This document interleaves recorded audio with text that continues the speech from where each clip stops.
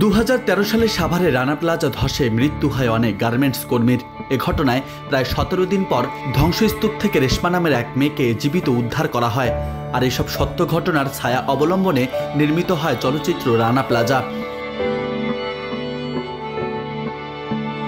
বহুল আলোচিত cinema Rana plaza sensor সনদ না পাওয়ায় মুক্তি পায়নি।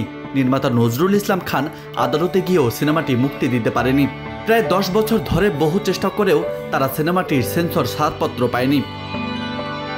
বোর্ডের সদস্যরা তাদের সঙ্গে বসে সিনেমাটি দেখেছেন, চোখের পানি ফেলেছেন, বুকে জড়িয়ে ধরে বলেছেন দারুণ চলচ্চিত্র। অথচ পরের দিন নির্মাতাদের জানানো হয় ছাড়পত্র দিতে উপর থেকে নিষেধ করা হয়েছে। এই ব্যাপারে নির্মাতা নজরুল ইসলাম খান বলেন, হাইকোর্টে গিয়েছিলাম, লাভ হয়নি। কে ছিল এর বিরুদ্ধে সেটাও আমাকে বলা হয়নি।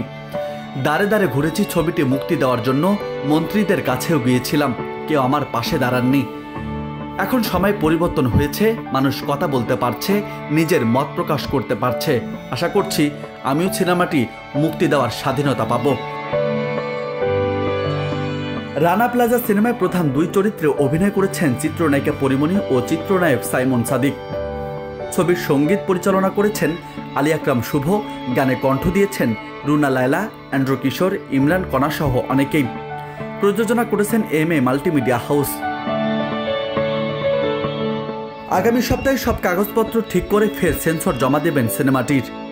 এবার কোনো সংকট ছাড়াই মুক্তি পাবে রানা প্লাজা, এমন আশা করছেন নির্মাতা।